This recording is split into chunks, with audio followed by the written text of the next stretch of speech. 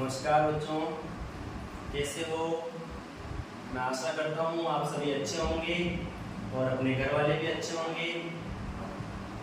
24 अक्टूबर के दिन मैंने आपको बताया था कि 25 से क्लास अपनी डल जाएगी, लेकिन 25 तारीख को लाइट नहीं आने की वजह से मैं क्लास अपलोड नहीं कर पाया, इसलिए क्षमा।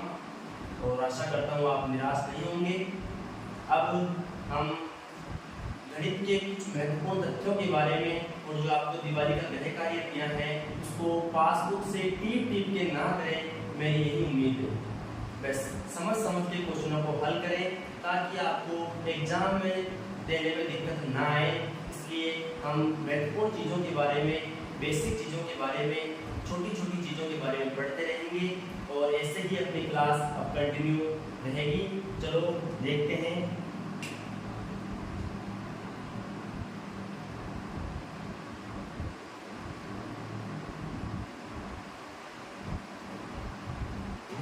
आज डेट है 26 अक्टूबर 2024।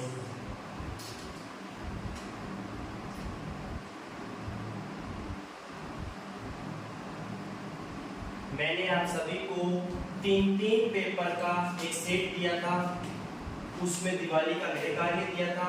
उस गृह कार्य को अपन पहले करेंगे, उसके बाद अदर चीजें पढ़ेंगे। तो सबसे पहले इसमें फर्स्ट नंबर पे जो क्वेश्चन आता है वो है निम्न संख्याओं को अभाज्य संख्याओं के गुणनफल के रूप में लिखिए। पहली प्रश्नावली यही है अपने वास्तविक संख्याएं, उसमें 1.1 में अभाज्य संख्याओं के गुणनफल के रूप में व्यक्त करना है संख्याओं को। तो कैसे करते हैं देखो।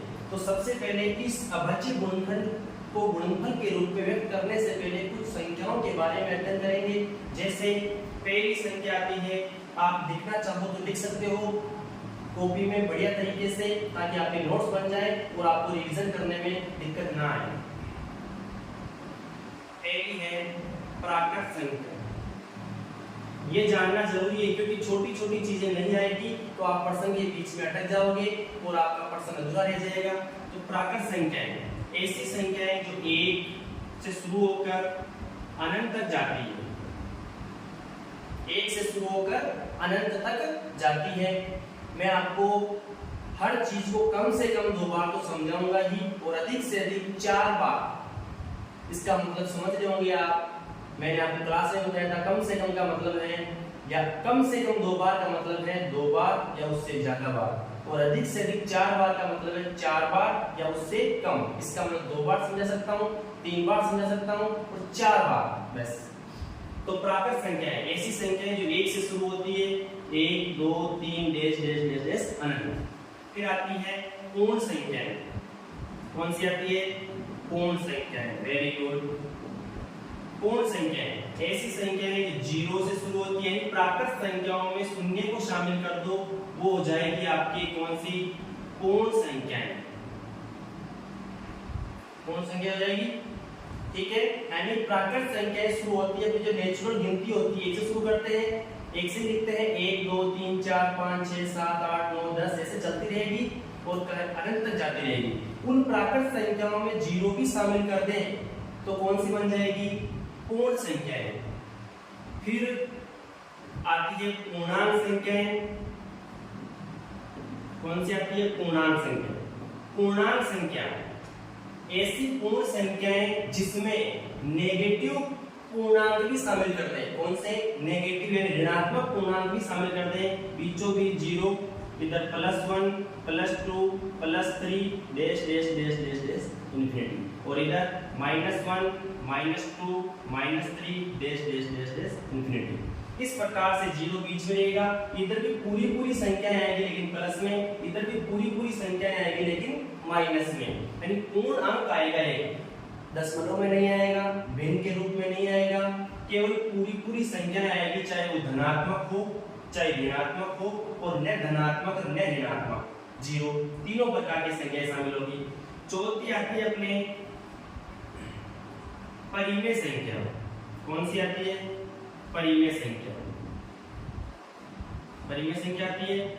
परिमेय संख्या केवल अपरिमेय संख्याओं को छोड़कर जो जिन पूर्ण वर्ग संख्याओं का रूट नहीं लगा है उनको छोड़कर सारी की सारी परिमेय संख्याएं कहलाती है, चाहे वो प्लस के रूप में हो, माइनस के रूप में हो, बट्टा के रूप में हो, किसी भी रूप में हो, वर्गमूल के रूप में भी हो सकती है। जैसे पूर्ण वर्ग संख्या का वर्गमूल करेंगे तो वो एक प्राकृत संख्या आएगी, जैसे 0 ले लो, सारी की सारी 0, 1, 2, -1, -2, 1/3, -2/4, 5/7, कुछ भी प्रकार किसी भी रूप में ले लो, 0.25, 0.25, सारी की सारी संख्याएं परिमेय संख्याएं हैं। √16, √25, √36, √625। इसका मतलब है रूट के अंदर दिख रही है पूर्ण वर्ग संख्याएं। पूर्ण वर्ग संख्याएं मतलब ये किसी प्राकृत संख्या का क्या है, वर्ग है। किसी न किसी प्राकृत संख्या का क्या है, वर्ग है। इसका मतलब ये रूट में आ रही है लेकिन फिर भी परिमेय संख्या है, क्योंकि इसका एक निश्चित मान निकलता है। जैसा इसका मान निकलता है +25 भी होता है और -25 भी होता है, क्योंकि +25 का वर्ग करोगे आप तब भी 625 आएगा, और -25 का वर्ग करोगे मतलब -25 को 2 बार लिखोगे तो -25 गुणा -25, तो 25 को 25 से गुणा करने पर 625 और माइनस को माइनस से गुणा करने पर प्लस। इसका मतलब है +25 और -25 का वर्ग करने पर 625 आ जाएगा। तो सारी की सारी रूट वाली संख्याएं अपरिमेय नहीं होती। जिस रूट में पूर्ण वर्ग संख्या आती है वो परिमेय हो जाती है। अब देखो अपरिमेय संख्या कौन सी आएगी, अपरिमेय संख्या, अपरिमेय संख्या, अपरिमेय संख्या पाई एक अपरिमेय संख्या है, ध्यान रखना। √5 एक अपरिमेय संख्या है, √2 एक अपरिमेय संख्या है, √3 अपरिमेय संख्या है, √11 अपरिमेय संख्या है, √10 अपरिमेय संख्या है। ये जितनी भी जो अंदर पूर्ण वर्ग संख्या नहीं आ रही है उनका रूट लगाने पर वो सारी की सारी अपरिमेय संख्या हो जाएगी। तो एक बार इसको देख लो, वापस देख लो, ताकि आपको अच्छी तरीके से समझ में आ जाए। इन संख्याओं को पढ़ने के बाद कुछ संख्याएं, 2-5 संख्याएं और हैं उनको भी पढ़ेंगे, फिर अपने अभाज्य संख्या भी आ जाएगी उसमें, उसको भी पढ़ेंगे। तो इसको देख लो, प्राकृत संख्या ऐसी संख्या जो 1 से स्टार्ट होती है, 1, 2, 3 डैश अनंत तक जाती है। दूसरी है पूर्ण संख्या, ऐसी प्राकृत संख्या जिसमें 0 भी शामिल कर दे वो होती है पूर्ण संख्याएं।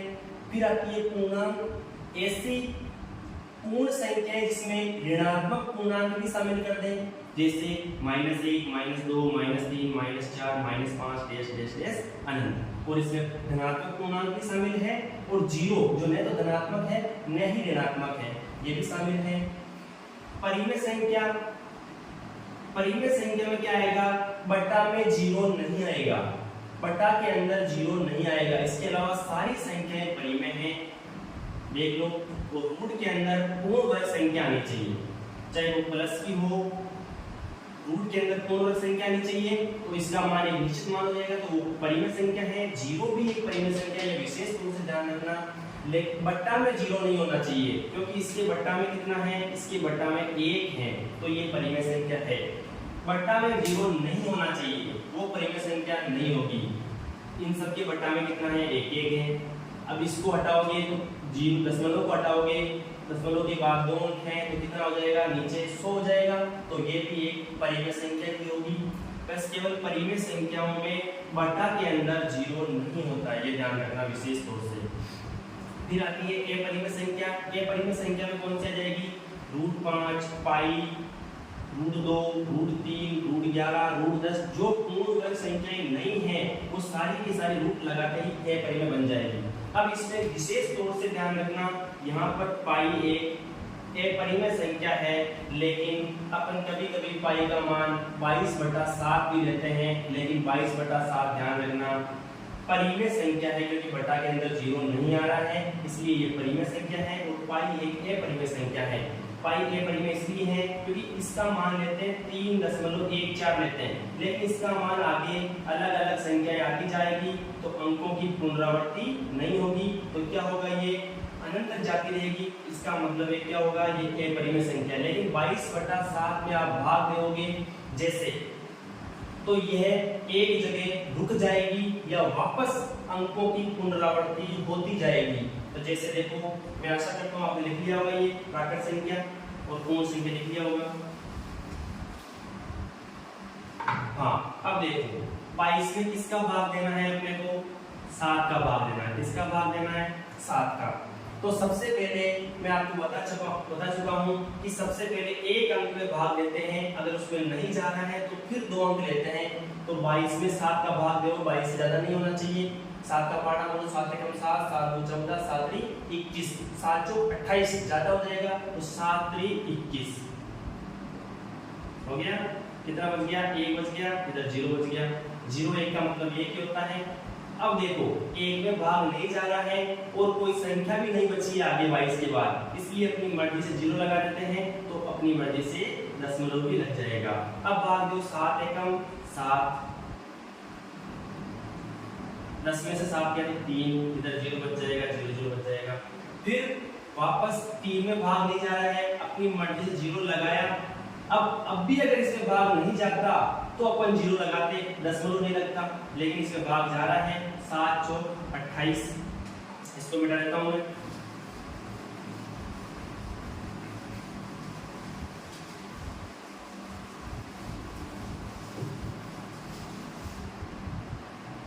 सात 28, 2 बच गया। फिर अपनी मर्जी से 0 लगाया, लेकिन अब इसमें भाग जा रहा है तो कुछ नहीं लगाएंगे। 7 2 14, 6 बच गया, 60 हो गया। 7 8 56, 4 बच गया, 40 हो गया। 7 4 28, 7 5 35, 7 5 35, 5 बच गया, 0 हो गया। 7 7 49, कितना बच गया? 1 बच गया, 1 यहाँ लिख रहा हूँ। फिर 10 हो गया। 7 एकम 7, 3 बच गया, 30 हो गया। 7 4 28, 2 हो गया, 2 बच गया। फिर 20 हो गया। 7 9 14, देख लो अंकों की वापस पुनरावृत्ति हो गई। 1 4 2 8 5 7, 1 4 2 वापस भाग हो जाएंगे। तो इसी प्रकार का यहाँ 10 के बाद देख लो, 10 7 30 30, 28 28, 20 20, 14 14, 60, यहाँ भी 60 हो जाएगा। फिर वापस पुनरावृत्ति हो जाएगी। इस प्रकार से 1 4 2 8 5 7 भाग देने पर अगर अंकों की पुनरावृत्ति वापस हो जाती है या भाग पूरा पूरा चला जाता है तो वो परिमेय संख्या हो जाती है। तो इस प्रकार से इसको क्या लिखते हैं? वापस ये आएगा 1 4 2 8 5 7, 1 4 2 8 5 7। इसको ऐसे बार बार नहीं लिखते, इसकी बजाय 1 4 2 8 5 7 बार बार आ रहा है, इसलिए इसके ऊपर बार लगा देंगे। ठीक है, इसके ऊपर बार लगा देंगे। तो जितनी भी बार वाली संख्याएं होती है वो परिमेय होती है, या बिल्कुल जो एक जगह रुक जाती है या शांत हो जाती है वो भी क्या होती है? परिमेय संख्या ही होती है। इस प्रकार से 22/7 कैसी संख्या है? एक परिमेय संख्या है, न कि अपरिमेय संख्या। पाई एक अपरिमेय संख्या है। मैं उम्मीद करता हूँ आपको समझ में आया होगा, थोड़ा बहुत भाग लेना भी समझे होंगे। अब देखो, अब 2 संख्याएं और पढ़ते हैं। एक तो आती है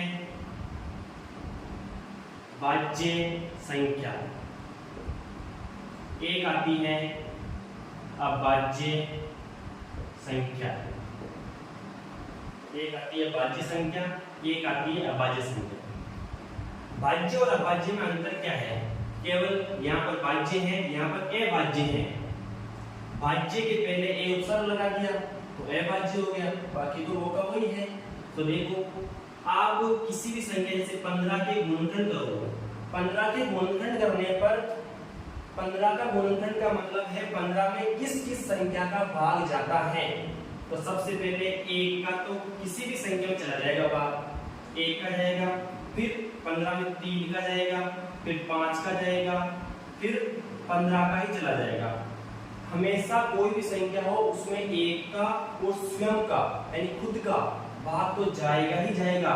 इसके अलावा देखना है और संख्याओं का भाग भी जा रहा है या नहीं जा रहा है। इस प्रकार देखो, जैसे 20 है, 20 के भाज्य संख्या के रूप में लिखते हैं। तो सबसे पहले देखो 20 के गुणनखंड करो, 20 में 1 का भाग जाएगा, 2 का जाएगा, 5 का जाएगा, 10 का जाएगा, 20 का जाएगा। तो एक और स्वयं एक और खुद के अलावा और संख्याओं का भाग जा रहा है। अब देखो जैसे 60 ले लो, 60 में 1 का तो जाएगा ही जाएगा, 2 का जाएगा, 3 का जाएगा और 2 और 3 दोनों का जा रहा है तो 6 का भी जाएगा, 10 का जाएगा, 15 का जाएगा, 12 का जाएगा, 30 का जाएगा, 60 का जाएगा। और देख लो और किसी संख्या का भाग जा रहा है क्या? 1 का जा रहा है, 2 का जा रहा है, 3 का जा रहा है, 6 का जा रहा है, 10 का जा रहा है, 15 का जा रहा है, 12 का जा रहा है, 30 का जा रहा है, 60 का जा रहा है और 4 का भी जा रहा है। 4 15 4 60 और 60 का जा रहा है। इस प्रकार देखो एक इस 15 में 1 और 15 के अलावा और संख्याओं का भाग जा रहा है, 20 में 1 और 20 के अलावा और संख्याओं का भाग जा रहा है, 60 में 1 और 60 के अलावा और संख्याओं का भाग जा रहा है। इसलिए ये भाज्य संख्याएं कहलाती हैं। जिसमें एक और स्वयं या खुद के अलावा और संख्याओं का भाग भी चला जाए वो भाज्य संख्या कहलाती है। अब देखते हैं अभाज्य संख्या। जैसे आप लो 5, तो 5 में किसका भाग जाएगा? 1 का भाग जाएगा और किसका जाएगा? 5 का जाएगा। 2 में देख लो 1 का जाएगा और 2 का जाएगा। 3 में देख लो 1 का जाएगा और 3 का जाएगा। 7 में देख लो 1 का जाएगा और 7 का जाएगा। 11 में देख लो 1 का जाएगा, 11 का जाएगा। 13 में देख लो 1 का जाएगा, 13 का जाएगा। सही है। इसका मतलब देखो 5 में 1 और स्वयं के अलावा किसी भी संख्या का भाग नहीं जा रहा। 2 में देख लो 1 और स्वयं 2 के अलावा किसी संख्या का भाग नहीं जा रहा है। 3 में देख लो 1 और खुद के अलावा किसी संख्या का भाग नहीं जा रहा है। 7 में 1 और खुद के अलावा किसी संख्या का भाग नहीं जा रहा है। 11 में 1 और 11 के अलावा किसी संख्या का भाग नहीं जा रहा है। 13 में 1 और 13 के अलावा किसी संख्या का भाग नहीं जा रहा है। इसका मतलब हो गया ये सारी की सारी अभाज्य संख्याएं हैं। यानी अभाज्य का मतलब एक और खुद के अलावा अन्य संख्याओं का भाग नहीं जा रहा है। भाज्य का मतलब एक और खुद के अलावा अन्य संख्याओं का भाग जा रहा है। इस प्रकार से ये भाज्य संख्याएं और ये अभाज्य संख्याएं। और जब भी हम अभाज्य गुणनखंड करेंगे तो हमेशा अभाज्य संख्याओं का ही भाग देते हैं, भाज्य संख्याओं का कभी भाग नहीं देते हैं, क्योंकि उसका अर्थ से अनर्थ हो जाएगा। क्योंकि अभाज्य गुणनखंड करने होंगे तो अभाज्य गुणनखंड में अभाज्य संख्याएं ही काम में आएगी। इस प्रकार से आप परिभाषा लिख सकते हो। भाज्य संख्या लिखना चाहो लिख लो। ऐसी संख्याएं जिसमें एक और स्वयं या खुद के अलावा अन्य संख्याओं का भाग चला जाए। ऐसी संख्याएं जिसमें एक और स्वयं के अलावा अन्य संख्याओं का भाग चला जाए उन्हें भाज्य संख्या कहते हैं। उदाहरण के रूप में आप लिख सकते हो 15, 20, 60। 2 के अलावा जितनी भी सम संख्याएं सारी की सारी अभाज्य होगी। जैसे 40, 44, 42, 54, 66, 78, 80, 92, 100, 110 जितनी भी सम संख्याएं हैं 2 के अलावा वो सारी की सारी भाज्य संख्याओं के अंतर्गत आएगी। अब लिखो आप अभाज्य संख्या।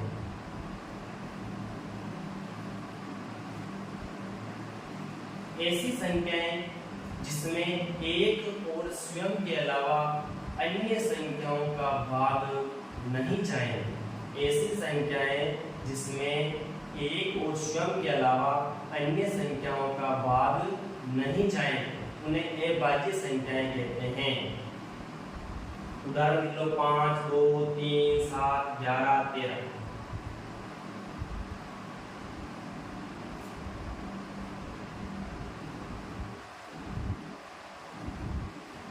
लिख लिया। अब एक नोट लगा के लिखो, उसमें एक नोट लगा लो और उसमें लिखो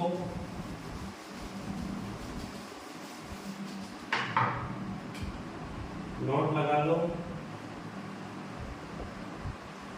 पहला स्टार लिखो, उसमें 2 सबसे छोटी अभाज्य संख्या होती है। 2 सबसे छोटी अभाज्य संख्या होती है। 4 सबसे छोटी भाज्य संख्या होती है। अब ये 2 चीज लिखने के बाद आपके मन में ये सवाल आ रहा होगा कि सर आपने एक तो छोड़ ही दिया। किसी के मन में विचार आ रहा होगा, मैं समझता हूँ। बहुत सारे सोच रहे होंगे सर आप एक तो सबसे छोटी है, उसको तो नहीं तो आपने भाज्य लिखा, नहीं अभाज्य लिखा। तो सुनो, एक न तो भाज्य होती है और नहीं अभाज्य। समझ में आया? देखो एक बार, एक, अब एक में किसका भाग जाएगा भाई? एक का ही जाएगा केवल, और स्वयं के अंदर एक खुद ही आ गई, तो एक का ही भाग जा रहा है तो अभाज्य नहीं होगी। और एक का और इस स्वयं के अलावा और संख्याओं का भाग नहीं जा रहा है, इसका मतलब भाज्य भी नहीं होगी। तो एक लिख लो, एक न तो भाज्य संख्या है न ही अभाज्य। तीसरा पॉइंट लगा लो, एक न तो भाज्य संख्या है न ही अभाज्य संख्या, नहीं अभाज्य संख्या, नहीं अभाज्य संख्या। तो 3 नोट दिखाए मैंने आपको, 3 स्टार दिखाए हैं। 2 सबसे छोटी अभाज्य संख्या होती है, 4 सबसे छोटी भाज्य संख्या होती है। क्योंकि 4 से पहले 3 भी आ रहा है तो 3 तो अभाज्य होती है, और 2 आ रहा है, 2 वैसे ही अभाज्य है, और 1 भी आ रहा है, 1 न भाज्य है नहीं अभाज्य है, तो फिर 4 ही बचा है। 4 सबसे छोटी भाज्य संख्या होगी और 1 न तो भाज्य संख्या होगी नहीं अभाज्य संख्या। तो लिखो, लिख लो, जो उतारना चाहता हो करो। मैं आशा करता हूँ आपके समझ में आ रहा होगा सही तरीके से।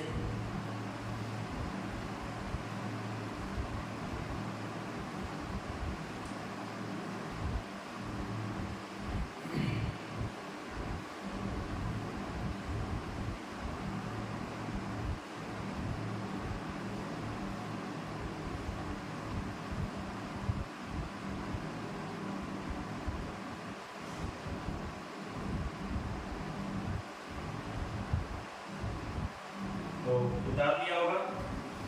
अब देखते हैं,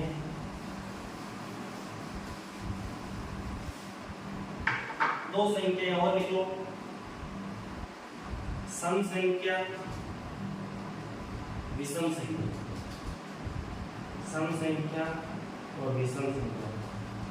ये आप अगर लिख लोगे, जो मैं लिखा रहा हूँ इनको सही तरीके से नोट्स बना लोगे, तो आप एग्जाम टाइम पर जाते जाते आपको ऐसा लगेगा कि बहुत कुछ आ रहा है हमें।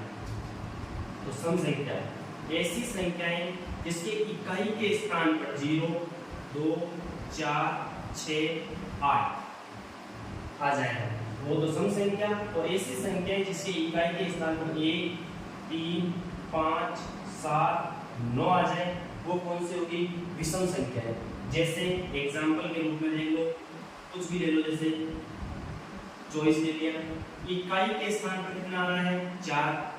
अपने को केवल इकाई का अंक देखना है, दाही, सैकड़ा, 1000, 10,000, उससे अपने को कोई मतलब नहीं है। अपने को केवल इकाई का अंक देख के पता लगाना है कि इकाई का अंक अगर 0, 2, 4, 6 या 8 में से कोई भी है तो वो सम संख्या है। जैसे 56 एक सम संख्या है, 130 एक सम संख्या है, और ये खुद भी 0 भी एक सम संख्या है, 2 भी एक सम संख्या है, 4 भी सम संख्या है, 6 भी सम संख्या है, 8 भी सम संख्या है। ये खुद तो सम संख्या ही नहीं है, लेकिन इनके अलावा अगर ये इकाई के स्थान पर की संख्या में आ जाए तो वो भी सम संख्या हो जाएगी। अब विषम संख्या में देखो एग्जाम्पल के रूप में, जैसे 341 इकाई के अंक पर 1 आ रहा है, इसलिए विषम संख्या है। 205 विषम संख्या है, 15 विषम संख्या है, 39 विषम संख्या है, 47 विषम संख्या है, और ये खुद 1 3 5 7 9 ये खुद भी विषम संख्याएं हैं, और जिनकी इकाई के स्थान पर ये अंक आ जाए वो भी विषम संख्या बन जाती हैं। तो सम संख्या में क्या लिखोगे आप? ऐसी संख्याएं जिसमें किसी इकाई के स्थान पर 0 2 4 6 8 आ जाए वो सम संख्या कहलाती हैं। और विषम संख्या में क्या लिखोगे? ऐसी संख्याएं जिसमें इकाई के स्थान पर या इकाई का अंक 1 3 5 7 9 हो वो विषम संख्या कहलाती है। तो देख लो एक बार अच्छी दृष्टि से।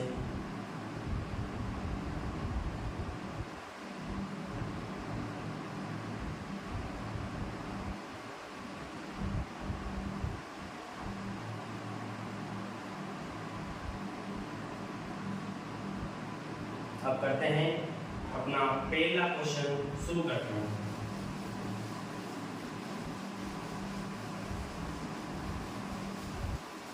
पहला क्वेश्चन शुरू करते हैं। निम्न संख्याओं को अभाज्य गुणनखंड के गुणनफल के रूप में लिखना है। तो पहली संख्या है, पहले का पहला है, इसको लिखना है 5005, इसको लिखना है 5005। अभाज्य गुणनफल इसी तरीके से करते हैं। तो सबसे पहले सबसे छोटी अभाज्य संख्या से भाग लेना शुरू करेंगे। और आप जानते हो अभी पीछे पढ़ा है आपने, सबसे छोटी अभाज्य संख्या 2 होती है, उसके बाद 3 आती है, उसके बाद 5 आती है, उसके बाद 7 आती है, उसके बाद 11, उसके बाद 13। तो इसी क्रम में आगे बढ़ते हुए भाग लेना है। इसका नहीं जा रहा है तो आगे बढ़ो, इसका भी नहीं जा रहा है तो आगे बढ़ो, इसका भी नहीं जा रहा है फिर आगे बढ़ो, इसका भी नहीं जा रहा है फिर आगे बढ़ो। तो जिसका जाए उसी का देना है। तो सबसे पहले चेक करेंगे इसमें 2 का भाग जा रहा है या नहीं जा रहा है। तो ये कैसे चेक करेंगे? आपको बताया है अभी, जिसके इकाई का अंक 0 2 4 6 8 हो, अर्थात वो सम संख्या हो, उसी में 2 का पूरा भाग जाता है, अन्यथा उसमें 2 का पूरा भाग नहीं जाएगा, दशमलव के रूप में जाएगा। और अभाज्य गुणनखंड में दशमलव के रूप में नहीं लिखते हैं। जिस अभाज्य संख्या का पूरा भाग जाएगा उसी का भाग देंगे। तो 2 का भाग नहीं जाएगा क्योंकि इकाई के स्थान पर यहाँ पे कितना आ रहा है? 5, विषम संख्या आ गई। इसका मतलब विषम संख्या में 2 का पूरा भाग कभी नहीं जाता है। फिर देखेंगे इसमें 3 का भाग जा रहा है या नहीं जा रहा है। तो आपको मैंने बताया था 3 का भाग जाता है या नहीं जाता है किसी संख्या में, इसका पता कैसे लगाएंगे? उस संख्या में जितने भी अंक हैं उनका योग कर लो। 5 प्लस 0 प्लस 0 प्लस 5। तो 5 में 0 जोड़ा 5, 5 में 0 जोड़ा 5, 5 में 5 जोड़ा कितना आ गया? 10। क्या 10 में 3 का भाग जाता है क्या? क्या 10 3 के पहाड़े में आता है क्या? नहीं आता है, नहीं आता है। इसका मतलब क्या हो गया? इस संख्या में 3 का भाग नहीं जाएगा। अब इसका नहीं जा रहा है, इसका भी नहीं जा रहा है, फिर अब आगे बढ़ेंगे, किस हो जाएंगे? 5 पर जाएंगे। किसी संख्या में 5 का भाग देना हो पूरा, उसका पता कैसे लगाते हैं? जिस भी संख्या में इकाई का अंक 0 या 5 हो, उसी में 5 का पूरा भाग जाएगा। ऐसा क्यों होता है? क्योंकि आप जब 5 का पहाड़ा लिखते हो, 5 1 5, 5 2 10, 5 3 15, 5 2 20, 5 25, 5 6 30, 5 7 33, 5 8 40, 5 9 43, 5 10 50। तो और बाद में पहाड़ा यही खत्म नहीं हो गया, पहाड़ा आगे चलता जाएगा। इसमें 5 बढ़ा दो 55, फिर इसमें 5 बढ़ा दो 60, इसमें 5 बढ़ा दो 65, इसमें 70, पहाड़ा आगे बढ़ता ही जाएगा। ऐसा नहीं है कि पहाड़ा 10 तक ही खत्म हो जाता है। पहाड़ा क्या होता है? इस संख्या के ये गुणज सारे, गुणज का मतलब पहाड़ा होता है। इस संख्या के जितने भी गुणज हैं, इस संख्या के अनंत गुणज है, इसका पता ही लगा सकते कितने गुणज है। तो अपन केवल सुविधा के लिए 10 तक याद करते हैं, बाकी आगे भी चलता रहता है। 5 को 11 से गुणा करते हैं 55 आ जाएगा, 12 से करेंगे 60 आ जाएगा, 13 से करेंगे 65 आ जाएगा। इस प्रकार से देखो आप इस 5 के पहाड़े में या 5 के गुणज में कहीं पर भी आपको इकाई का 5 या 0 के अलावा कुछ दिख रहा है क्या? नहीं दिख रहा है। 5 या 0 के अलावा इकाई का अंक और नजर नहीं आ रहा है। इसलिए जब भी किसी संख्या में इकाई 0 या 5 होगा उसी में 5 का पूरा पूरा भाग जाएगा। तो अब देख लो इसमें इकाई 5 है, इसका मतलब इसमें 5 का पूरा पूरा भाग जाएगा। 5 एकम 5। आपको इधर भाग देके बताते हैं।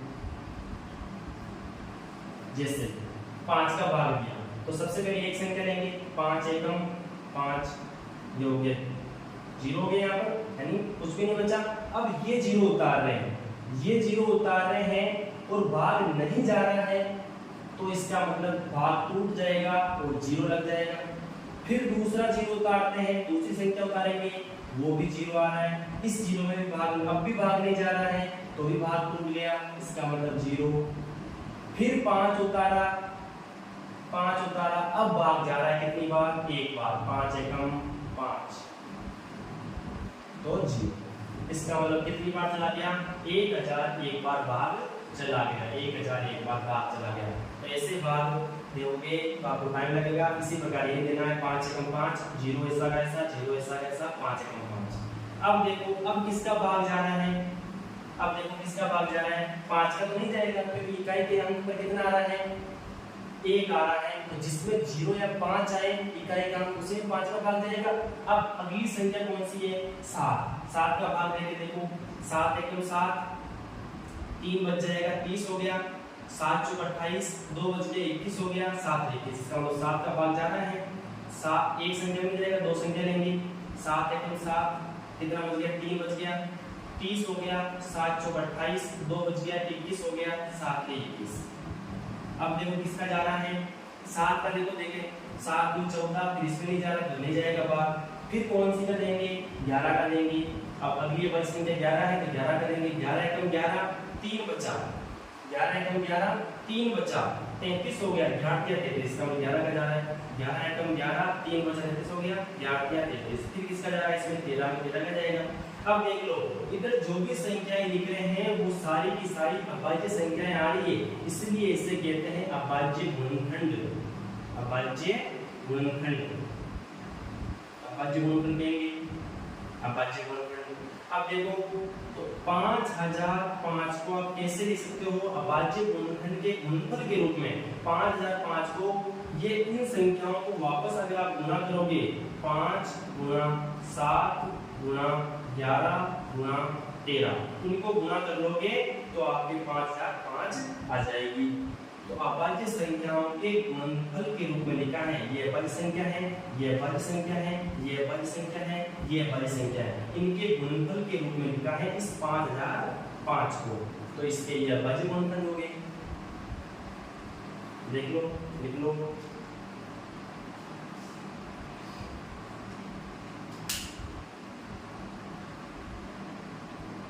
हमेशा अभाज्य संख्याओं का ही भाग देना है, क्योंकि अभाज्य संख्या का भाग इसलिए देंगे क्योंकि अभाज्य गुणनखंड पूछा है अपने को, और अभाज्य गुणनफल के रूप में लिखना है, यानी अभाज्य संख्याओं के गुणनफल के रूप में लिखना है किसी भी संख्या को। ये मिटा देता हूं,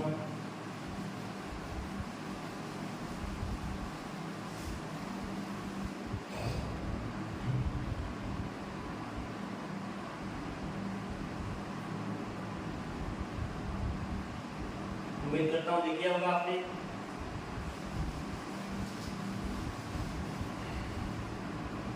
पहले का दूसरा, पहले का दूसरा 7429, 7429 इसके करने हैं हमने जो बनी गुणनखंड 7429। तो सबसे पहले किसका भाग देंगे, 2 का, वेरी गुड। किसका देंगे, 2 का, 2 का जा रहा है क्या भाग इसमें,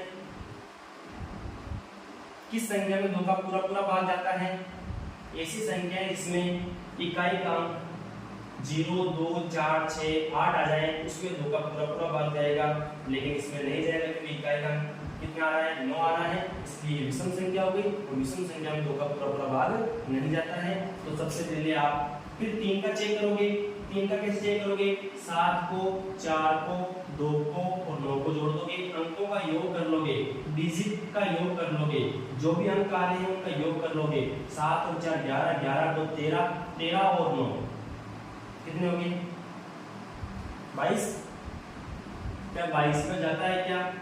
22 में 3 का भाग जाता है क्या? क्या 22 3 के पाड़े में आता है क्या?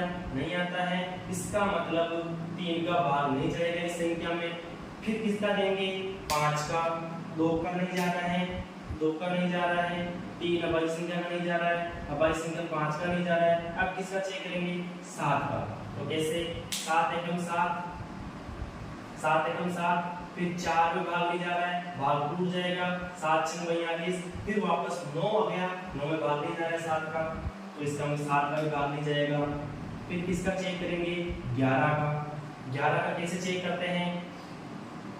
11 का कैसे चेक करते हैं? देखो, हमेशा जो पहले स्थान पर, तीसरे स्थान पर, पांचवें स्थान पर, सातवें स्थान पर आएगा उनका योग करेंगे। जैसे पहले स्थान पर आया, जो दूसरे तीसरे स्थान पर आया, उसका योग कितना हो गया? 9 और 4 13 हो गया।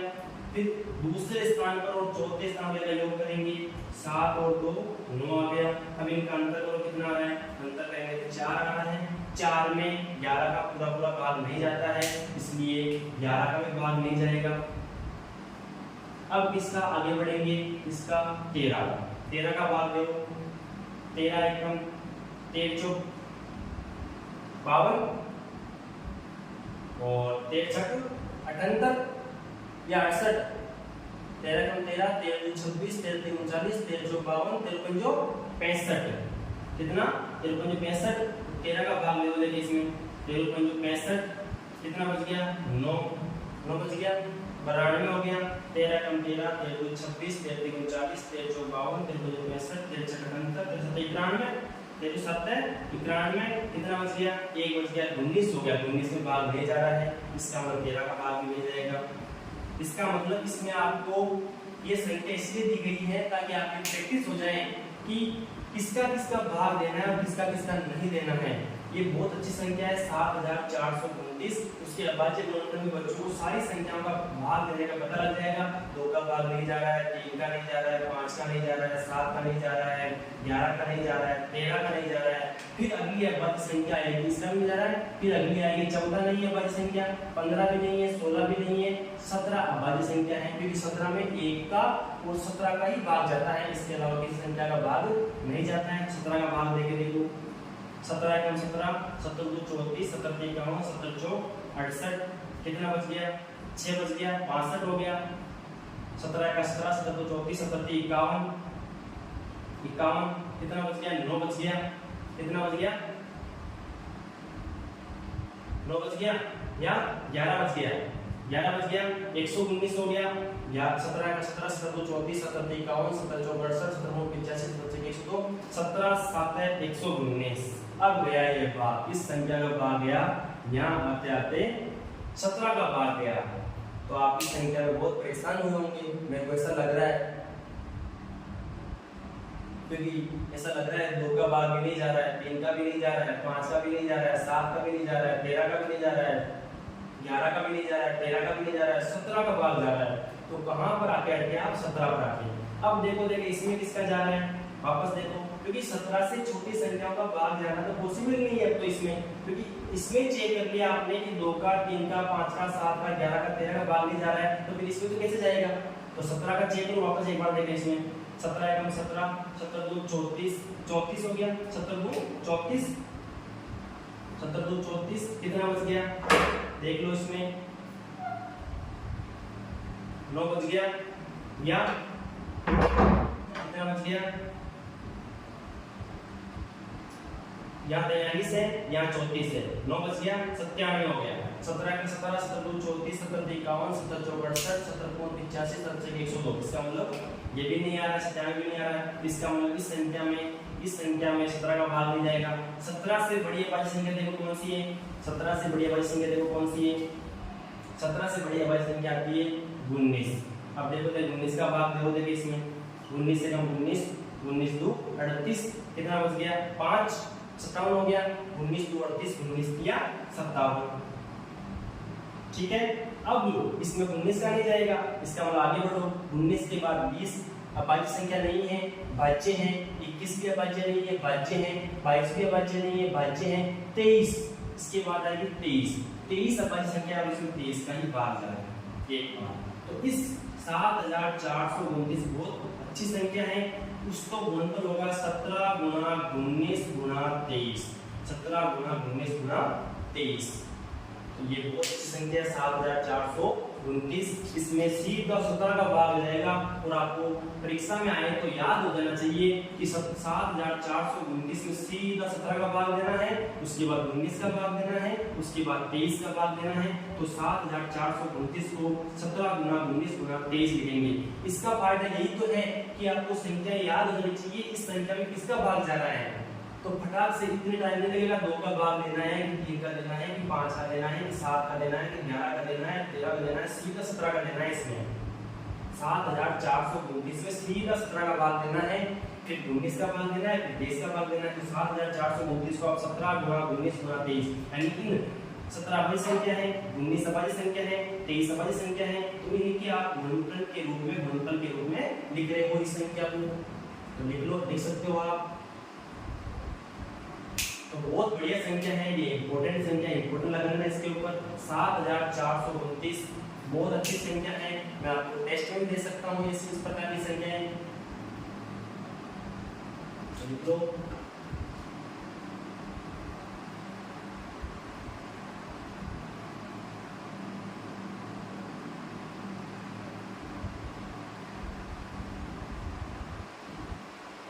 आप जब भी मोबाइल लेके बैठो, वीडियो देखो, तो हमेशा मैंने बताया था अदर वीडियो नहीं देखने हैं, उसमें शॉर्ट्स वीडियो भी आते हैं, बाकी वीडियो भी आते हैं, उनको नहीं देखना है, अपना वक्त जाया नहीं करना है।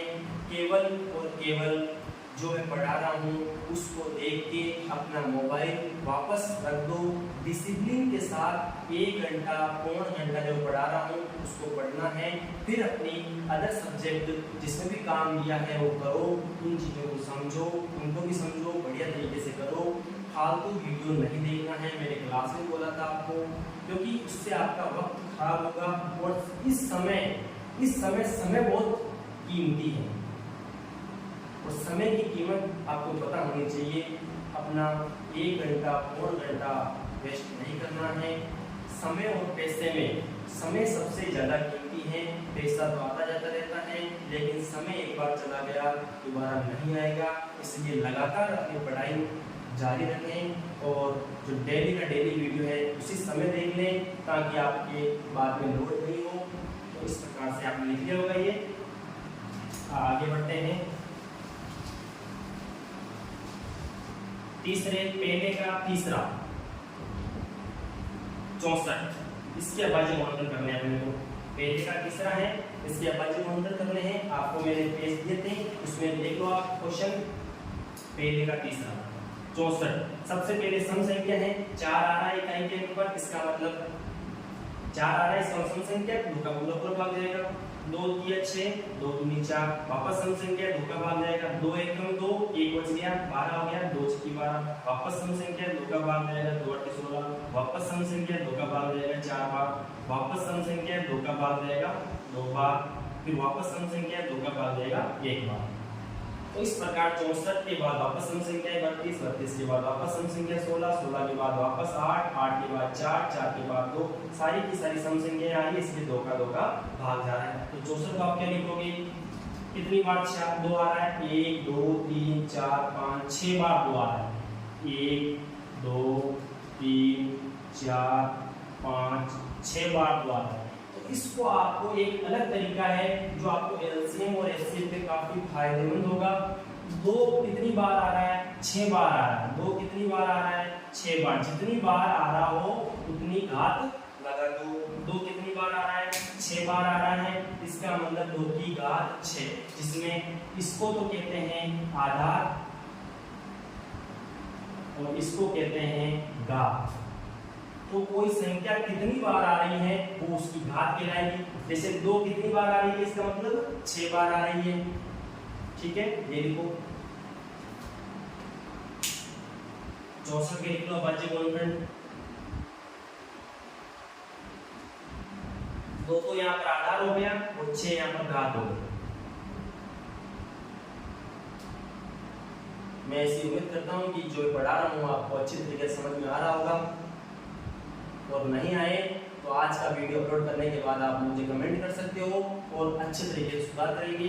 क्या क्या और बताना बाकी रह जाएगा उसकी भी चर्चा करेंगे। और वैसे मैं बता रहा हूँ जो पूरा ही बता रहा हूँ, लेकिन कोई कमी रह जाती है, इंसान है, कमी रहती है, सब में कमी रहती है, सब में अच्छाइयाँ रहती हैं।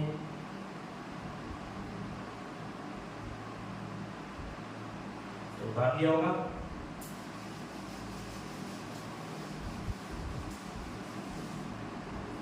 पहले का चौथा, पहले का चौथा 198। इसके बाद जो हमने सबसे पहले सम संख्या आ रही है, इकाई का अंक सम आ रहा है, इसका मतलब सम संख्या है 8 आ रहा है, इसका सम संख्या है, 2 का भाग जाएगा, 1 में नहीं जा रहा है 19 में देंगे, 2 नाम 18, 2 दे 20 ज्यादा हो जाएगा 19 से, तो 2 नाम 18, 1 बच गया, वापस 18 हो गया, 2 नाम 18। अब देख लो इसमें 2 का नहीं जाएगा क्योंकि ये सम संख्या नहीं है, ये विषम संख्या है। और विषम संख्या हो तो आप ऐसे मत बोल देना कि इसमें 3 का चला जाएगा, क्योंकि हर विषम संख्या में 3 का नहीं जाता है। जैसे 11 में 3 का नहीं जा रहा है। आप ऐसे सोच रहे होंगे सर एग्जांपल दो, ऐसे विषम संख्या जिसमें 3 का भाग नहीं जा रहा है। 11 है, 11 में 3 का भाग नहीं जा रहा है, 13 में 3 का भाग नहीं जा रहा है, 19 में 3 का भाग नहीं जा रहा है। हर विषम संख्या में 3 का भाग जाए ये जरूरी नहीं है, लेकिन हर सम संख्या में 2 का भाग जाए ये तो जरूरी है। तो 3 का भाग देने के लिए मैंने आपको बताया था उनके डिजिट का यानी उनके अंकों का योग करो। 9 + 9 कितना हो गया 18। अब 18 में 3 का भाग जाता है, 18 में 3 का भाग जाता है, 18 3 के पारी में आता है, इसका मतलब 18 में भाग जा रहा है, इसमें 99 में भाग जाएगा 3 का, 3 3 का 9, 3 3 का 9, वापस 3 का जाएगा 11 बार, फिर अभाज्य संख्या 11 का भाग जाएगा 1 बार। इसका मतलब आप 198 को 2 × 3 × 3 × 11 ये लिख सकते हो।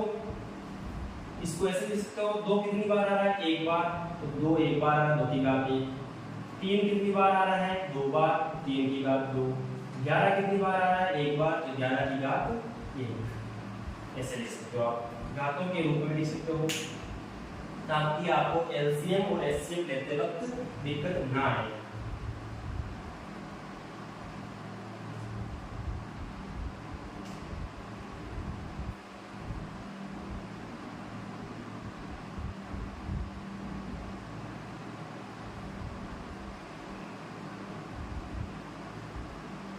क्योंकि अपने अभाज्य गुणनखंड के द्वारा ही एलसीएम और एचसीएम निकालना बताया गया है। तो इसी विधि से, और ये विधि सबसे बेस्ट है, एलसीएम और एचसीएम दोनों एक साथ निकल जाते हैं। एक विधि आती है संक्षिप्त भाग विधि, उसमें केवल एलसीएम निकलता है, एचसीएम नहीं निकलता है। ये अभाज्य गुणनखंड एक ऐसी विधि है जिससे आप एलसीएम, एचसीएम, वर्गमूल, घनमूल आदि निकाल सकते हो।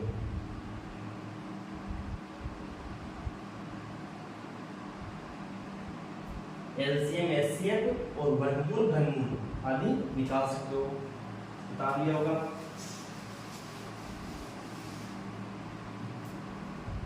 अब देखो फिर आता है पहले का 5वां 420 के वजन। सबसे पहले इकाई के अंक पर 0 आ रहा है, इसका मतलब 2 का पूरा भाग जाएगा क्योंकि ये सम संख्या है। 2 का भाग दो, 2 दूनी 4, 2 एकम 2, 0 ऐसा कैसा, वापस सम संख्या 2 का भाग दो, 2 एकम 2, 1 में भाग नहीं जा रहा है, भाग टूट जाएगा तो 0 लग जाएगा, फिर 10 हो जाएगा, अब 0 नीचे उतारेंगे 10 हो जाएगा, 2 × 10।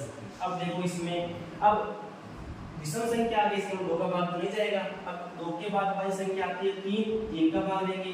3 का भाग देने के लिए क्या चेक करते हैं, अंकों का योग करते हैं। 1 + 0 + 5 कितना आ गया 6। 6 में 3 का भाग जाता है, इसका मतलब पूरी संख्या में 3 का भाग जाएगा। ले लो भाग, 3 3 का 9, 1 बच गया 15, 3 × 5 15। फिर वापस 3 का जा रहा है क्या, नहीं जा रहा है क्योंकि अंकों का योग कितना हो रहा है 8, 8 में 3 का भाग नहीं जाता है, इस संख्या में 3 का भाग नहीं जाएगा। 5 का भाग जाएगा क्योंकि इकाई के अंक पर 5 आ रहा है, 5 × 7 = 35, फिर 7 का जाएगा 7 एकम 7। तो इसको आप 420 को लिख सकते हो 2 × 2 × 3 × 5 × 7। और घात के रूप में कैसे लिखोगे, 2 कितनी बार आ रहा है 2 बार, तो 2 की घात 2। 3 कितनी बार आ रहा है 1 बार, 3 की घात 1। 5 1 बार आ रहा है, 5 की घात 1। 7 1 बार आ रहा है, 7 की घात 1। इस प्रकार से लिखेंगे। तो मैं उम्मीद करता हूँ आपको अभाज्य गुणनफल अभाज्य गुणनखंड आपको समझ में आया होगा और अभाज्य संख्याओं के गुणनफल के रूप में लिखना आपको आया होगा और घात रूप में भी आपने बदल लिया होगा, घात के रूप में भी आप लिख सकते हो।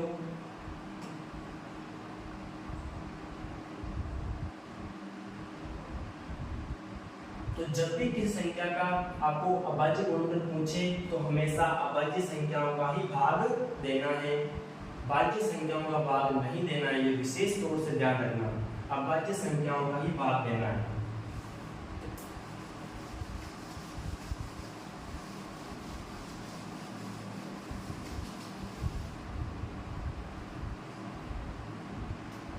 अब अपना टॉपिक आएगा अभाज्य गुणनखंड के बाद एलसीएम एचसीएम, एलसीएम तथा एचसीएम। एलसीएम का मतलब होता है लघुत्तम समापवर्ती। ये तो है लघुत्तम समापवर्ती और ये है महत्तम समापवर्तक। इसमें तो आ रहा है अपवर्तीय, इसमें आ रहा है अपवर्तक। इसमें तो क्या आ रहा है समधन अपवर्तीय, इसमें तो आ रहा है अपवर्तीय और इसमें आ रहा है समधन अपवर्तक। समधन अपवर्तक लघुत्तम मतलब छोटा, अपवर्तीय, अपवर्तीय को और कहते हैं गुणज या पहाड़ा। गुणज या पहाड़ा भी इसी को कहते हैं, अपवर्तीय को ही गुणज या पहाड़ा कहते हैं और अपवर्तक को क्या कहते हैं गुणनखंड। गुणनखंड अपवर्तक का मतलब होता है गुणनखंड। जैसे 15 के अपवर्तक लिखो, 15 के अपवर्तक लिखने का मतलब है 15 के गुणनखंड लिखो और 15 के गुणनखंड आपको मैंने बताए थे 15 में किसकी संख्या का भाग जाता है 1 का, 3 का, 5 का और 15 का। ये 15 के गुणनखंड हो गए या 15 के अपवर्तक हो गए।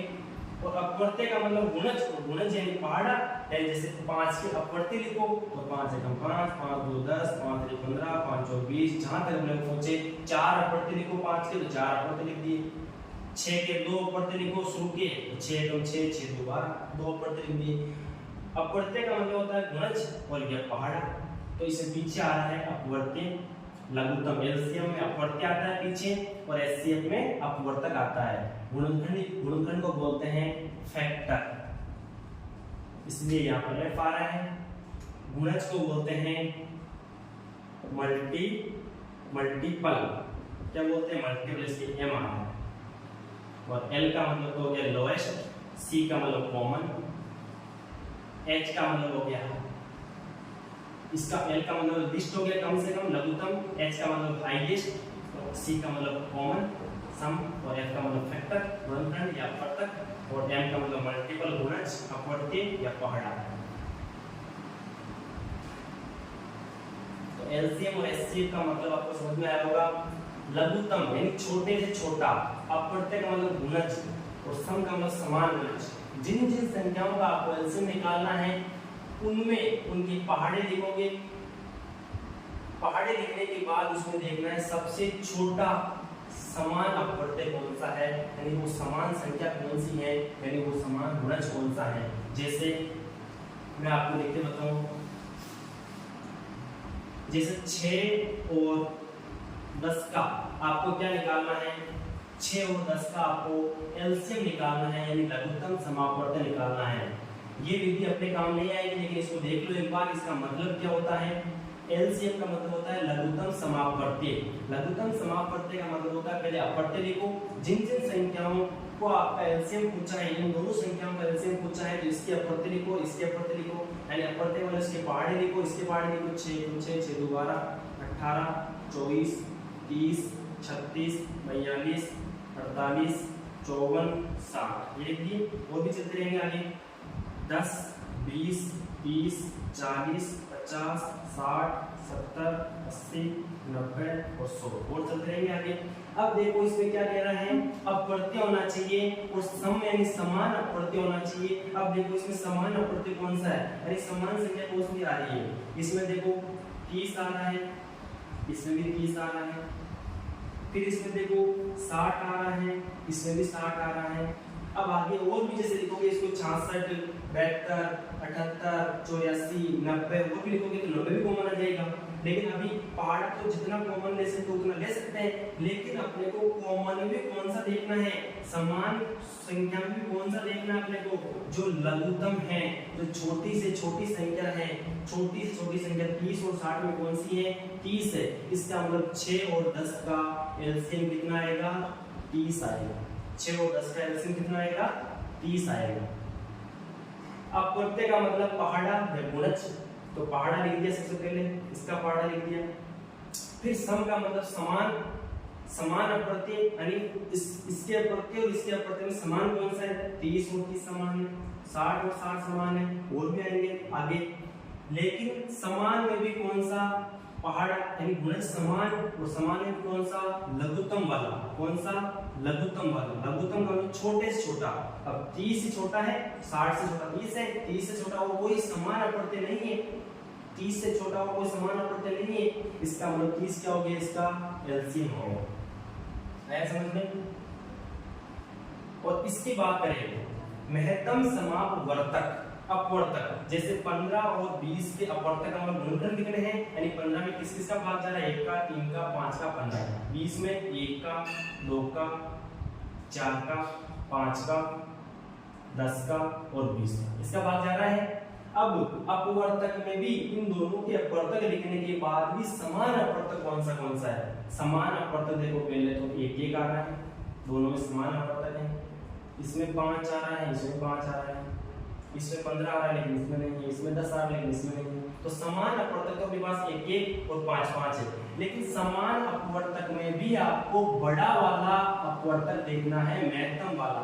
महत्तम वाला अपवर्तक कौन सा है, 1 और 5 में बड़ा अपवर्तक कौन सा है, 5 है। इसका मतलब 15 और 20 का एचसीएफ कितना हो गया, 5 हो गया। कितना हो गया, 5 हो गया।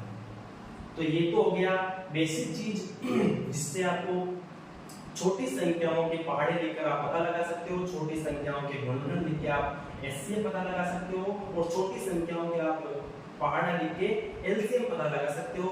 लेकिन जैसे बड़ी बड़ी संख्या आ गई, जैसे अभी आई थी 7429, आपने पहले देखा था, उसमें 17 का भाग जा रहा है, 19 का जा रहा है, 23 का जा रहा है, तीनों का भाग जा रहा है। तो क्या 7429 का पहाड़ा लिखना पॉसिबल है क्या, पॉसिबल नहीं है। क्या उसके गुणनखंड लिखना पॉसिबल है क्या, उसमें किसकी संख्या का भाग जा रहा है। अब तो याद हो गया ये, इसलिए पता लग गया। लेकिन जैसे मान लो पहली बार में आता तो पता लग जाता है, नहीं लगता। इसलिए आपको अभाज्य गुणनखंड विधि सबसे बेस्ट विधि है एलसीएम और एचसीएफ के लिए। तो ये तो आपको समझ में आ गया होगा। बिठा देता हूं मैं, एलसीएम में अपवर्त्य आता है और एचसीएफ में अपवर्तक आता है, ये ध्यान रखना। क्योंकि सभी अधिकतर इसको क्या बोलते हैं, लघुत्तम समापवर्त्य और महत्तम समापवर्त्य ऐसा बोलते हैं, लेकिन ऐसा नहीं होता है। एलसीएम में मल्टीपल आता है, मल्टीपल का गुणज और गुणज को बोलते हैं अपवर्त्य, इसके इसका अपवर्त्य आता है। और एफ मतलब होता है फैक्टर, फैक्टर का मतलब गुणनखंड, और गुणनखंड को ही अपवर्तक बोलते हैं गणित की भाषा में। अब पढ़ेंगे अपन एलसीएम और एचसीएफ। तो देखो एलसीएम और एचसीएफ, जैसे मैंने अभी 6 और 10 का एलसीएम निकाला था और इसका एचसीएफ भी निकालेंगे। कैसे निकालेंगे एचसीएफ, तो सबसे पहले 6 के अभाज्य गुणनखंड करो, 6 के अभाज्य गुणनखंड करो। 6 में 2 का भाग जा रहा है 3 बार, 3 में 1 का 3 का जा रहा है 1 बार। तो 6 को लिख दोगे आप 2 गुणा 3 यानी 2 की घात 1 गुणा 3 की घात 1। फिर 10 के अभाज्य गुणनखंड करोगे, जिस जिस संख्या का आपको एलसीएम एचसीएफ पूछा है उसके आप अभाज्य गुणनखंड कर लो। 3 का, इसे 5 2 का जाएगा 5 बार, फिर इसे 5 का जाएगा 1 बार, 1 बार जाएगा। 10 को क्या लिखोगे 2 गुणा 5 यानी 2 की घात 1 गुणा 5 की घात 1 लिख दोगे। अब निकालना है इसका एलसीएम और एचसीएफ, दोनों निकालना है। तो एलसीएम में तो क्या करते हैं, देखो एलसीएम इन दोनों संख्याओं का 6 और 10 का एलसीएम निकालना है, तो सीधा अपने अभाज्य गुणनखंड पर जाना है, अभाज्य गुणनखंड पर जाना है। उनमें देखना है जो जो संख्याएं आपको दिख रही है वो ले लो और उनकी ज्यादा घात ले लो। जो जो संख्याएं आपको नजर आ रही है उसकी ज्यादा घात ले लो। 2 नजर आ रहा है, इसमें भी नजर आ रहा है, लेकिन ज्यादा घात तो जैसे 1 घात इसमें भी 1 घात है, तो 1 घात आएगी, 2 की घात 1। 3 दिख रहा है, 3 की घात 1 जाकर यहाँ पर लिखनी है, 3 की घात 1। 5 दिख रहा है, 5 भी ले लो, 5 की घात 1 गुणा कर लो, 2 की घात 1 2 एक बार, 3 की घात 1 3 एक बार, 5 की घात 1 5 एक बार, 2 3 6, 6 को 5 से कर लो 30। और वैसे निकाला था आपने तब भी 30 ही आएगा, पहाड़े लेके निकाला था तब भी तो 30 आ गया, सेम ही आएगा। लेकिन अपने को करना किस विधि से है, अभाज्य गुणनखंड विधि से करना है। अब देखो इसका क्या निकालना है, HCF। HCF में क्या देखते हैं, वो संख्या इनमें दोनों में होना जरूरी है, दोनों में होना जरूरी है, दोनों में होना जरूरी है। तो यहाँ पर देखो और कम घात वाला लेना है, यहाँ पर देखो 2 इसमें भी आ रहा है, इसमें भी आ रहा है, इस और कम घात इसमें आ रही है, दोनों में एक एक आ रही है, वैसे 2 की घात 1। अब 3 इसमें आ रहा है लेकिन इसमें नहीं आ रहा है। HCF में क्या देखते हैं, दोनों में होना जरूरी है और कम घात वाला लेते हैं। तो 2 3 इसमें आ रहा है लेकिन इसमें नहीं आ रहा है, 5 इसमें आ रहा है लेकिन इसमें नहीं आ रहा, तो नहीं लेंगे। इसका मतलब कितना आ गया, HCF 2 आ गया। बिल्कुल इजी है। एलसीएम में तो जो दिखता है, जो जो संख्याएं आपको नजर आती हैं वो ले लो और ज्यादा घात ले लो, ज्यादा घात ले लो। जैसे कोई संख्या देता हूं आपको मैं, जैसे x कोई संख्या है, x कोई संख्या है, उसमें लिखा हुआ है 2 की घात 3, 3 की घात 2, 5 की घात 4। y लिखा हुआ है 2 की घात 2, 3 की घात 4, 7 की घात 3, ये लिखा हुआ है। तो इसमें क्या करोगे आप, एलसीएम और एचसीएफ निकालना है, एलसीएम और एचसीएफ निकालना है। तो सबसे पहले देखोगे ये जो संख्या लिखी हुई है वो अभाज्य गुणनखंड के रूप में तो लिखी हुई है ना, सारी की सारी अभाज्य संख्या आ रही है, 2 अभाज्य संख्या है, 3 अभाज्य संख्या है, 5 अभाज्य संख्या है। y में देख लो 2 अभाज्य संख्या है, 3 अभाज्य संख्या है, 7 अभाज्य संख्या है, तो अभाज्य संख्या आ रही है। तो सबसे पहले तो यही चेक करना है एलसीएम और एचसीएफ निकालते वक्त ये अभाज्य संख्या आ रही है, लेकिन अपन अभाज्य गुणनखंड करेंगे उसमें तो अभाज्य संख्याओं का ही भाग देंगे। लेकिन ऐसे कोई संख्या आ जाए तो उसमें सबसे पहले चेक करना है ये अभाज्य संख्या है क्या, ये अभाज्य संख्या है क्या, ये अभाज्य संख्या है क्या। अभाज्य संख्या है तो फिर एलसीएम और एचसीएफ ले लो। एलसीएम में जो दिखता है वही ले लेते हैं और ज्यादा घात ले लेते हैं। 2 दिख रहा है 2, लेकिन ज्यादा घात इसमें है, इसमें 2 की घात 3, इसमें 2 की घात 2 है, 2 की घात 3 लेंगे, ज्यादा घात लेंगे। 3 दिख रहा है 3, लेकिन 3 की घात 2 है, यहाँ पर 4 है तो 3 की घात 4 लेंगे। 5 दिख रहा है 5 भी लेंगे, ज्यादा घात 4 ही है। 7 दिख रहा है 7 की घात 3 लेंगे। इस प्रकार से आ जाएगा एलसीएम। अब इसको गुणा करने की ज्यादा आवश्यकता नहीं है। एचसीएफ में दोनों में दिखना चाहिए और कम घात वाला दिखना चाहिए, दोनों में नजर आना चाहिए, इसमें भी नजर आना चाहिए, इसमें भी नजर आना चाहिए। तो और कम घात वाला नजर आना चाहिए। इसमें 2 नजर आ रहा है, इसमें 2 नजर आ रहा है, लेकिन इसमें घात 2 है, इसमें 3 है, कम घात वाला लेंगे। 2 की घात 2, 3 नजर आ रहा है, इसमें भी आ रहा है, और कम घात इसमें नजर आ रही है, इसमें आ रही है 3 की घात 2। 5 इसमें नजर आ रहा है, इसमें नहीं आ रहा है तो नहीं लेंगे। 7 इसमें नजर आ रहा है, इसमें नहीं आ रहा है तो नहीं लेंगे। इसका मतलब अपना एचसीएफ ये हो और एलसीएम ये हो। इस प्रकार से आपको कोई भी संख्या दे दे तो आप एलसीएम और एचसीएफ निकाल सकते हो। ये ध्यान रखना है, इस प्रकार संख्याएं दें तो ये हमेशा अभाज्य संख्याएं ही होनी चाहिए। अभाज्य संख्या नहीं है, भाज्य है, तो उसको पहले अभाज्य में चेंज करो। जैसे आपके पास कोई संख्या आ गई a बराबर 2 की घात 3, 6 की घात 2, 5 की घात 3। b आ गई आपके पास 2 की घात 5, 3 की घात 2, 25 की घात 2। ये आ गया। इस प्रकार संख्याएं आ गई और इसका लेना है अपने को एलसीएम और एचसीएफ। क्या क्या लेना है, एलसीएम और एचसीएफ लेना है। तो एलसीएम और एचसीएफ लोगे तो आप क्या करोगे, सबसे पहले हमेशा एलसीएम और एचसीएफ लेते हो ये देखना है कि जो संख्या लिखी हुई है वो अभाज्य गुणनखंड के गुणनफल के रूप में तो लिखी हुई है ना। अगर नहीं है तो उसको चेंज करो, जो भाज्य संख्या है उसको पहले बदलो। तो कैसे बदलेंगे, भाज्य संख्या 6 है तो a बराबर 2 की घात 3 तो है ही है, 2 तो अभाज्य है, 6 भाज्य है, इसका मतलब उसको देखो 2 गुणा 3 लिख दो, इसकी घात कितनी है 2, 5 की घात 3, 5 की घात 3। b कितना है 2 की घात 5, 3 की घात 2, ये तो अभाज्य ही है, 2 और 3 25 भाज्य है, तो इसको बदलो 5 गुणा 5 लिख दो।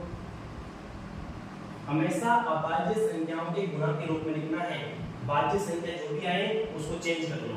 अब एक को क्या लिखेंगे, एक को देखो क्या लिखेंगे, 2 की घात 3 यहाँ आ रही है, तो इसको कैसे लिखेंगे, पूरे इसकी भी घात 2 है और इसकी भी घात 2 है, तो 2 की घात 3 गुणा इसमें 2 की घात 2 गुणा 3 की घात 2 गुणा 5 की घात 3। देखो 2 की घात 2, 3 तो यहाँ पर है, 2 यहाँ पर है, तो गुणा में है तो जुड़ जाएगी घातें, 2 की घात 5 जाएगी, 3 यहाँ पर है घात, 2 यहाँ पर है, तो 5 हो जाएगी। तो बच्चों आज इतना ही पढ़ेंगे, अभी लाइट चली गई है, अंधेरा हो चुका है, तो आप इस प्रकार से दूसरे क्वेश्चन को अभी छोड़ोगे, तीसरे में जो जो संख्या आपको दे रखी है वो कर लोगे, ठीक है, बाकी करेंगे कल से।